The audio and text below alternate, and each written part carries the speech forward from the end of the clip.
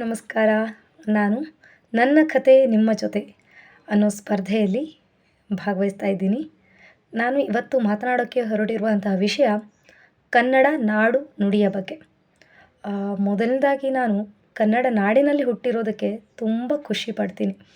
ಯಾಕಂದರೆ ನಮ್ಮದು ಅತ್ಯಂತ ವೈವಿಧ್ಯಮಯವಾದ ಹಾಗೆ ಶ್ರೀಮಂತವಾದ ಸಂಸ್ಕೃತಿಯನ್ನು ಹೊಂದಿರುವಂತಹ ನಾಡು.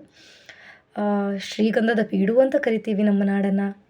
ಇಲ್ಲಿ ಪ್ರಾಕೃತಿಕ ಸಂಪತ್ತಾಗಿರ್ಬೋದು, ಹಾಗೆ ಆಧ್ಯಾತ್ಮಿಕ ಸಂಪತ್ತು, ಎಲ್ಲ ಸಂಪತ್ತು ಕೂಡ ನಮ್ಮ ರಾಜ್ಯದಲ್ಲಿ ಹೇರಳವಾಗಿದೆ.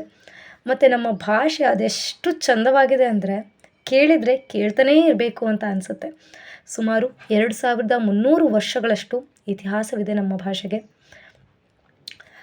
ನಮ್ಮ ನಾಡಿನಲ್ಲಿ ಪಂಪ, ರನ್ನ, ಜನ್ನ, ಕುವೆಂಪು, ದ ರಾ ಬೇಂದ್ರೆ,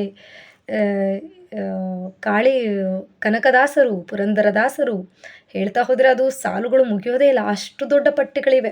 ಅಂತಹ ಅದ್ಭುತವಾದ ಕವಿವರ್ಯರು ಹುಟ್ಟಿ ಬೆಳೆದು ನಮ್ಮ ಕನ್ನಡ ಸಾಹಿತ್ಯವನ್ನು ಬೆಳಗಿದಂತಹ ರಾಜ್ಯ ನಮ್ಮದು. ನಮ್ಮ ರಾಜ್ಯದ ಬಾವುಟ ಕೂಡ ಎಷ್ಟು ಚಂದವಾಗಿದೆ. ಕೆಂಪು ಮತ್ತು ಅರಿಶಿನ ಅಥವಾ ಹಳದಿ ಬಣ್ಣ ಹೆಣ್ಣು ಮಕ್ಕಳಿಗೆ ಸೌಭಾಗ್ಯದ ಸಂಕೇತ. ಅದು ಅರಿಶಿನ ಮತ್ತು ಕುಂಕುಮ ಹೆಣ್ಣು ಮಕ್ಕಳ ಸೌಭಾಗ್ಯದ ಸಂಕೇತ. ಅಂತಹ ಬಣ್ಣ ನಮ್ಮ ರಾಜ್ಯದ ಬಣ್ಣವಾಗಿದೆ. ಹೀಗಾಗಿ ಅದೆಷ್ಟು ನಮ್ಮ ರಾಜ್ಯದ ಬಾವುಟವನ್ನು ನೋಡಿದಾಗ ಮನ ತುಂಬಿ ಬರುತ್ತೆ. ಎಲ್ಲಿಯೇ ಇದ್ದರೂ ನಮ್ಮ ರಾಜ್ಯದ ಬಾವುಟ ಎಲ್ಲಿಯಾದರೂ ಕಾಣಿಸಿದರೆ ಸಾಕು, ಕೈ ಎತ್ತು ಮುಗಿಬೇಕು ಅಂತ ಅನಿಸುತ್ತೆ. ಕುವೆಂಪು ಅವರು ಹೇಳ್ತಾರೆ, ಎಲ್ಲಾದರೂ ಇರು ಎಂತಾದರೂ ಇರು ಎಂದೆಂದಿಗೂ ನೀ ಕನ್ನಡವಾಗಿರು ಅಂತ. ಕನ್ನಡ ಅನ್ನೋದು ಒಂದು ಕಲ್ಪವೃಕ್ಷದ ತರಹ. ನಾವು ಅದನ್ನು ಬಳಸಬೇಕು, ಬೆಳೆಸಬೇಕು, ಅದು ನಮ್ಮ ಉಸಿರಾಗಿರಬೇಕು. ಹಾಗೆ ನಮ್ಮ ಭಾಷೆಯ ಬಗ್ಗೆ ನಮಗೆ ಪ್ರೀತಿ ಇರಬೇಕು.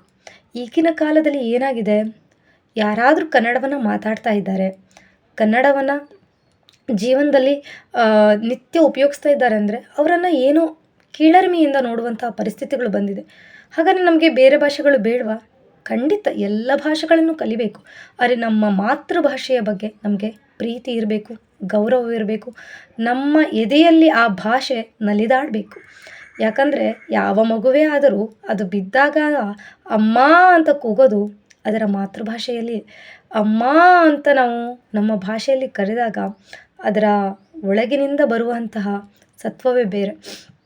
ನಮ್ಮ ಕನ್ನಡ ಭಾಷೆ ಮಾತನಾಡೋಕ್ಕೂ ಸುಲಭ, ಬರೆಯೋದಕ್ಕೂ ಸುಲಭ, ಎಲ್ಲದಕ್ಕೂ ಸುಲಭ. ಕನ್ನಡ ಕನ್ನಡ ಕನ್ನಡ ಕನ್ನಡವೇ ಸತ್ಯ, ಕನ್ನಡವೇ ನಿತ್ಯ ಅಂತ ನಾವು ಎಷ್ಟು ಬಾರಿ ಹೇಳಿದರೂ ಅದು ಕಡಿಮೆ.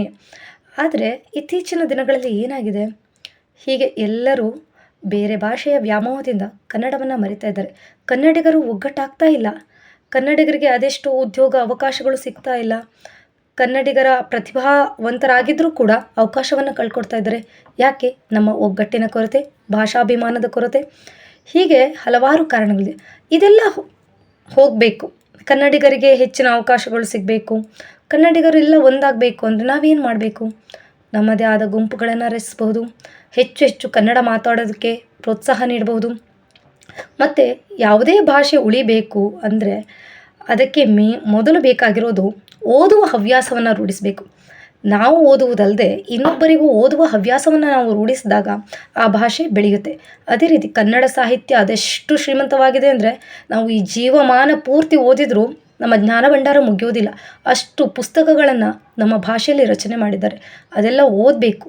ನಾವು ಓದೋದಲ್ಲದೆ ಮುಂದಿನ ಪೀಳಿಗೆಗೂ ಓದುವ ಹವ್ಯಾಸವನ್ನು ಬೆಳೆಸಬೇಕು. ಆವಾಗಲೇ ಕನ್ನಡ ಉಳಿಯುತ್ತೆ, ಬೆಳೆಯುತ್ತೆ. ಇಂತಹ ಒಂದು ಅವಕಾಶವನ್ನು ಕೊಟ್ಟಿದ್ದಕ್ಕೆ ಎಲ್ಲರಿಗೂ ಧನ್ಯವಾದಗಳು. ಜೈ ಕನ್ನಡ ಮಾತೆ.